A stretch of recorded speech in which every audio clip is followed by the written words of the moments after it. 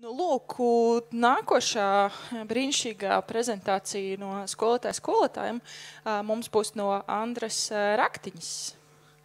Jā, Andra droši dodies priekšplānā, aplausi. Un Andra pati teica, ka es vēlos dalīties ar savu pieredzi par to, kā vienkāršam skolotājiem bez pieredzes atklāt, pētīt, rīkoties, aizrauties ar digitālajiem rīkiem un ieviest mazas, bet reālas pārmaiņas Latvijas izglītībā. Nu, skan jau ļoti brīnišķīgi. Mazas un reālas pārmaiņas mēs no tevis tad arī tūlīt saņemsim.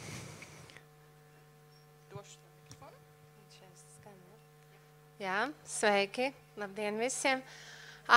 Man ir tik brīnišķīgi iepazīstināja visu to, ko es gribēju teikt ievada daļā. Man ir liels prieks būt Vidzemē, jo es esmu no Jūrmalas un ļoti sen te nebija bijusi. Un sveiciens visiem svētkos. Tātad, jā, mans vārds ir Andra. Es esmu skolotāja, vācu valodas un sociālo zinību skolotāja Rīgas Angļu ģimnāzijā. Un vienlaicīgi es esmu arī doktorante Latvijas Universitātē un maģistrante Vācijas Koblences Universitātē, un tur man ir sirdslieta, es studēju iekļaujošo izglītību, un man nākas piedalīties daudzās izglītības arī konferencēs, kurās aizvien vairāk tiek uzsvērts, ka mūsdienu digitālā paudze, to droši vien esat pamanījuši arī jūs, daudz labāk uztver informāciju, ja tā ir spēliskošanās vidē. Ja angliski mēs lietojam šo terminu gamification.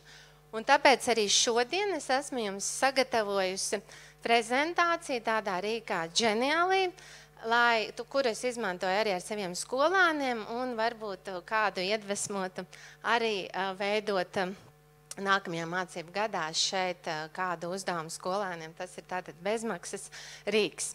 Un reku Kristapam arī patīk izlaušanās istabas. Man arī patīk, bet es viņu šodien esmu nosaukusi nevis par izlaušanās istabu, bet par ielaušanos digitālajos skolotājos. Tas ir tas platforma, kuru es 2 gadu laikā esmu izveidojusi ar savu kolēģu atbalstu.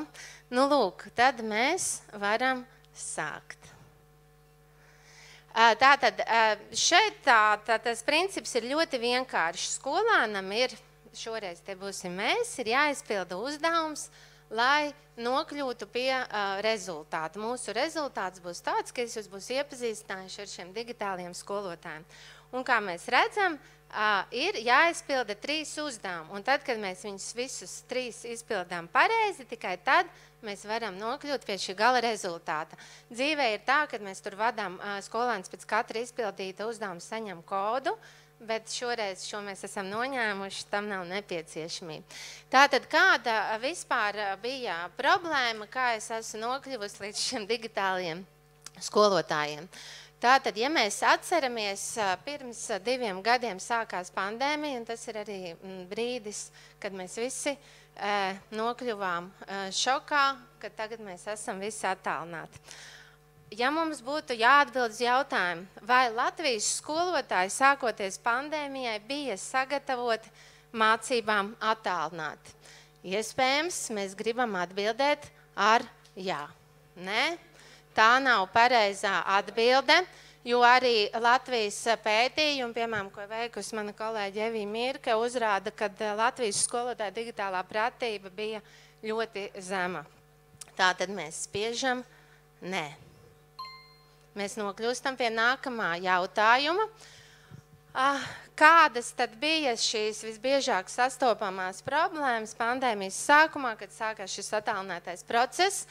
Kādi, kas nav saistīti ar izglītību, varētu atbildēt. Skolotājiem bija daudz brīva laika, jo, protams, skolēni mācās pašvadīti, pilda darba lapas, un ko dara skolotājs? Viņam nav jāiet uz skolu, un viņš beidzot var atpūsties.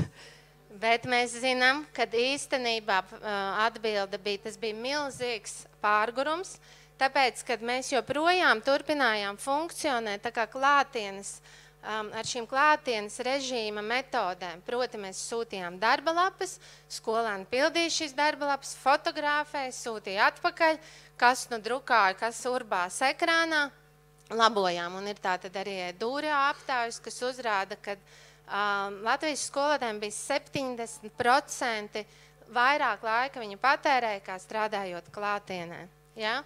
Un otra problēma arī, kad bija grūtības, tātad ļoti ātrā tempā, mums faktiski, mēs zinām, man liekas, tā bija viena diennakts vai brīvdienas, tur bija starpā, kad mums pēkšņi bija jākļūst par skolotājiem, kas var pasniegt attālināti. Un, protams, tās ir grūtības ātrā tempā apgūt šos digitālos rīkus. Ja mēs atgriežamies atkal sākuma lapā, mēs esam izpildījuši pirmo uzdevumu, un mums skolotājs ļauj doties tālāk. Un man šodien mūsu otrais uzdevums ir, kā tad es risināju šo situāciju, kad es sastapos ar šo 70% pārslodzi, man ir 3 mazi bērni, un es nevarēju pārstāt būt mamma. Un tikai labot ar lielvārds brīnišķīgi atspoguļot tos citātus par negludinātām veļām un tam līdzīgi. Nu, lūk, kādas tad varēja būt opcijas, kad mēs sastapāmies, ka mums ātri jāapgūst digitālajie rīki.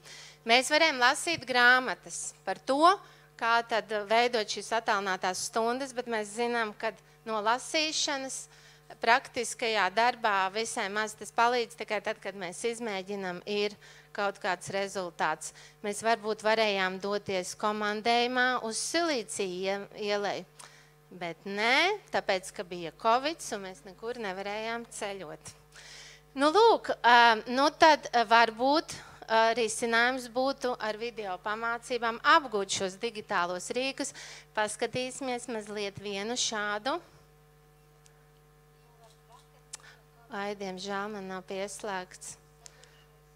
Jā, diemžēl man nav saslēgts ar datoru, un jūs nedzirdat, šis ir mazs video no tā, kā es uzrunāju jūs visus caur digitālo skolotāju platformu, kurā mēs arī tūlīt ielūkos, mēs pateikšu dažus vārdus. Tātad, un šajā brīdī, kad es sapratu, kad ir jāatrod risinājums, es sāku mērķtiecīgi skatīties, kas notiek pasaulē, jo visā pasaulē bija pandēmija, un sāku meklēt, kādi ir izglītības rīki, kā var ātrāk efektivizēt savu darbu un padarīt arī skolēniem šo attālināto procesu interesantu.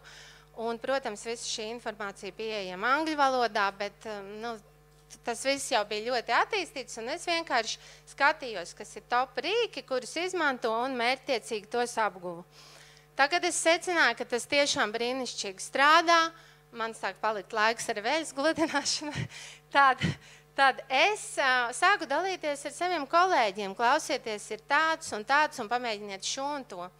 Un tad mani kolēģis saka, klausies, parādi man. Un tad es daudzus vakarus sāku izglītot kolēģus, kā lietot šo rīku parādīt.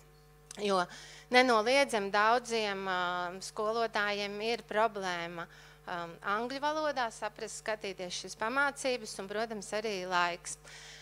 Un tad, kad es sapratu, ka tā tomēr nefunkcionēs, es nevaru tik daudz laika veltīt apmācībām, man radās ideja, bet mums taču ir YouTube.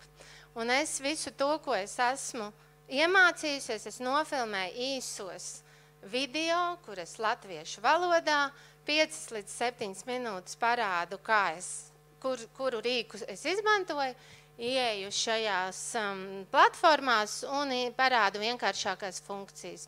Nu, un tagad es atvēršu arī vaļā šo lapu, jā, jūs redzat.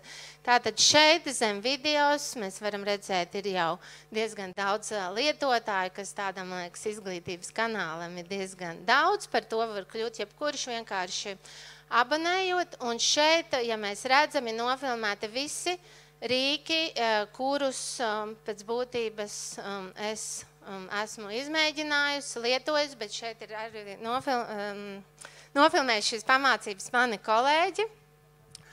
Un tas ir tas, ko tātad mēs izmantojam praktiski savās stundās. Tā, mēs netiešām iegāju, to es negribēju.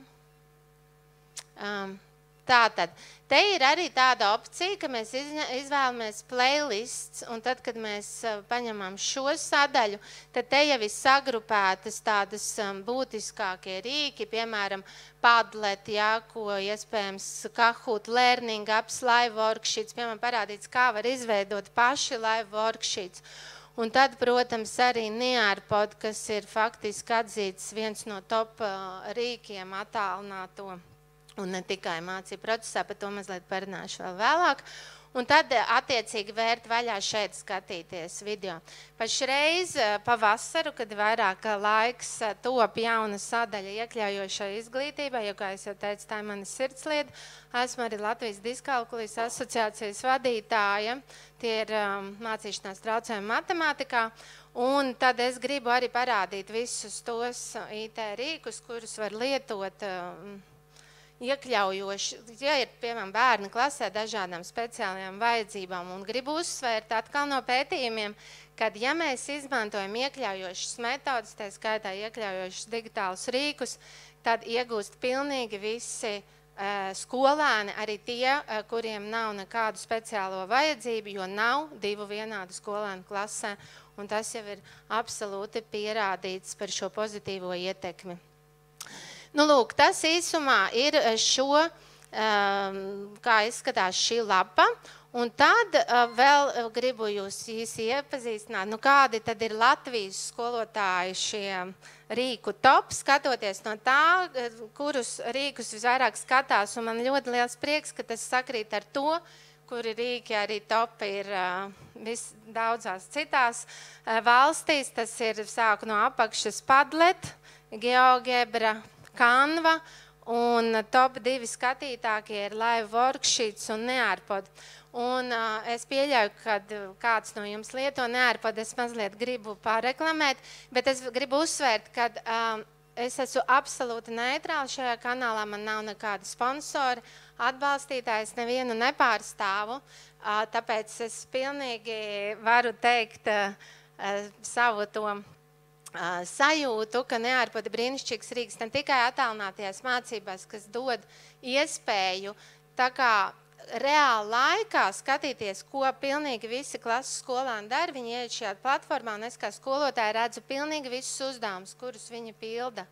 Un līdz ar to visiem ir jāiesaistās, un nav šīs melnās sienas, kuras neko nedara.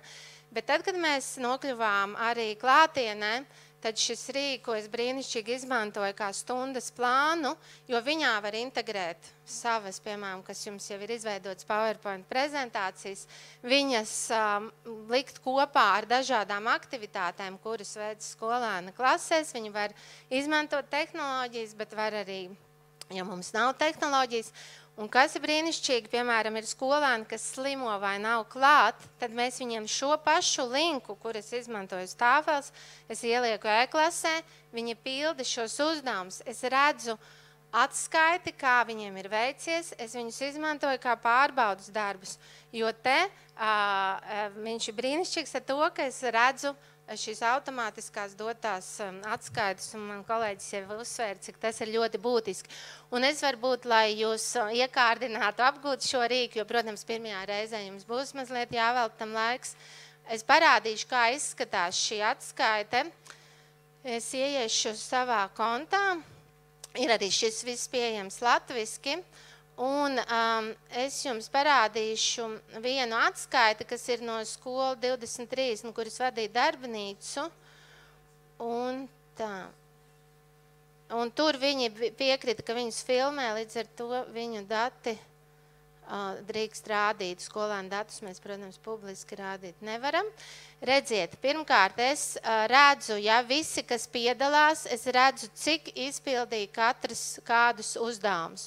Šeit augšējā joslā ir redzami šie uzdevumi, piemēram, kur viņiem jāsniedz atvērtās atbildes. Ja redziet, viss man jau ir sagrupēts.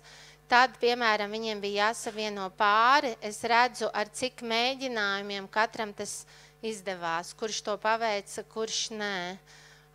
Piemēram, te bija jāizpilda tukšās vietas. Tieši tāpat es redzu, visus rezultātus. Un tad pēc būtības jebkādu summatīvā, formatīvā vērtēšanu mēs ņemam un to visu savalkam ātrā veidā kopā. Nu, lūk, tas ir, lai jūs iedvesmot, apgūt neārpot, kas to vēl nav izdarījuši. Nu, lūk, mēs esam izpildījuši otro uzdevumu un esam pietuvojušies beigu uzdevumam, lai mēs uzskatītu, kad esam ielauzušies digitālajos skolotājos. Es īsi parādīšu ar tiem rezultātiem, lai atspoguļot, ka it kā tāda maza iniciatīva un darbība, jo tas prasa man faktiski 15 minūtes vienkārši parādīt to, ko es protu izdarīt un padalīties ar pārējiem un kādus tas ir nesis rezultātus. Nu tā, tad es jau minēju, kad varu kļūt par lietotāju. Es esmu uzstājusies vairākās konferencēs. Šeit ir skola 2030, kur es vadīju arī darbnīcas par neārpod.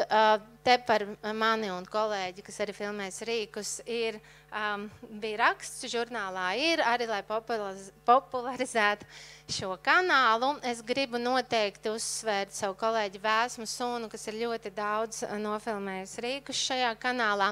Kā jūs redzat, piemēram, live worksheets, kas ir top 2, ir vairāk kā 2000 skatījumu un gribētos domāt, ka šie 2000 iespējams lietos pēc tam savās stundās šādu digitālu rīku.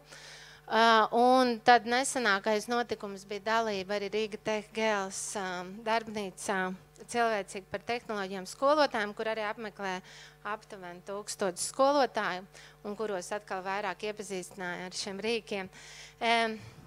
Nu, lūk, un tad mēs redzam, ka esam izpildījuši arī trešo uzdevumu, un tad, ja mēs būtu, piemēram, klasē, dotu skolāniem, tad mēs varētu likt viņiem ievadīt kodu, bet to mēs šoreiz dzēšam, un tāpēc apsveicu ar ielaušanos digitālajos skolotājos.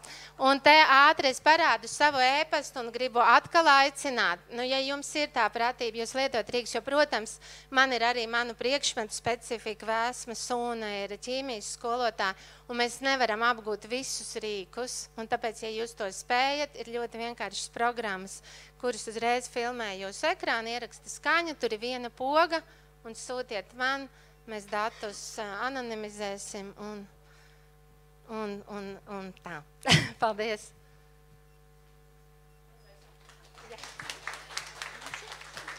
Paldies tev liels!